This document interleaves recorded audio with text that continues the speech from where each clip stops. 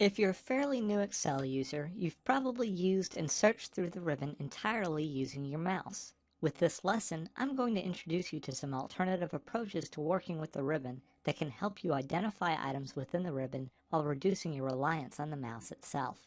The mouse is a good way to interact with the ribbon for certain odds and ends. However, every aspect of the ribbon can be accessed at lightning speed through the keyboard, and there are even some tricks to browsing the ribbon using the mouse. Let's start with the standard approach to navigating the ribbon. You find your mouse cursor, click on the appropriate tab that you're interested in if it's unselected, and then select the command you desire. If you're not sure where a feature is, this can be frustrating as you click from one tab to the next and mouse over icons looking for clues. Almost all mice come with mouse wheels these days, and people generally think of them as strictly for scrolling up or down within web pages or PDFs. However, they can be used to quickly scroll through your ribbon. If you place your mouse over the ribbon, rolling the mouse wheel down will scroll your ribbon to the right by selecting the next tab. If I'm on the Home tab, I can mouse over the ribbon, roll down twice, and quickly arrive at the Page Layout tab. Similarly, rolling forward or up will shift the ribbon back to the left. This scrolling option is nice for exploring the ribbon for something that you haven't used before or use infrequently. Now, what about a better way to access items that you frequently use? Well, this is where our keyboard will come into play. Whenever you're sitting in Excel but outside of a formula, pressing the Alt key will trigger the keyboard navigation setting. While active, a letter, number, or combination of letters and numbers will appear above all of the available quick access buttons and tab names. Pressing the corresponding key on your keyboard acts as a mouse click on that button. Since buttons are within tabs,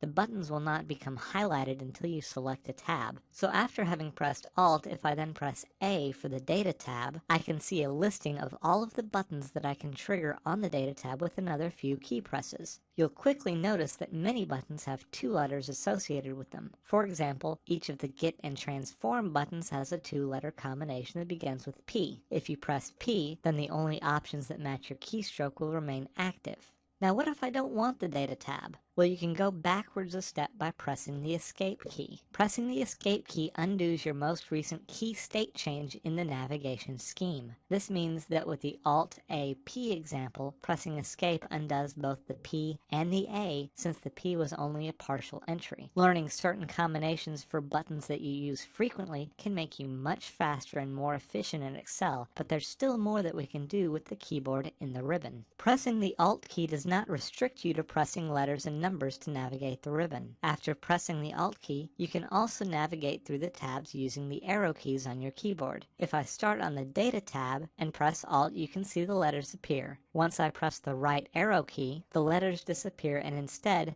my Review tab becomes highlighted and active. I can navigate across the specific tab by pressing the Down key and navigating from left to right. And should I ever want to change tabs again, I can press the Up key until I'm back on the tab listing. You can even get to your quick access keys using the Alt commands and the number keys 1 through 9, corresponding to the first 9 icons along the top. Similarly, using the arrow key movement, you can press Alt and then Up to get to your quick access toolbar. Finally, if you've been using Excel for a long time, you might actually remember a few hotkeys from the pre-ribbon days. If you do, those keys are still active. For example, the paste special key combination in Excel 2003 was Alt-ES. Pressing Alt, you can see that E is not an option along my ribbon. However, upon pressing E, a new box appears called the Microsoft Access Key box. This box tracks your inputs for outdated hotkeys that are handled differently since the advent of the ribbon in Excel 2007. Pressing the remaining S key gives me the paste special window. The new hotkey combination for this feature is Alt-H-V-S. As you can see, navigating through the keyboard is much faster than locating the button and clicking it with the mouse. Becoming a strong Excel user is more than knowing what you can do with Excel and how to do it, but also being able to do it quickly and easily. Hunting and pecking with the mouse can be very slow and inefficient, and learning just a few ribbon key patterns for commonly used buttons can make the newest users feel more productive and comfortable in Excel.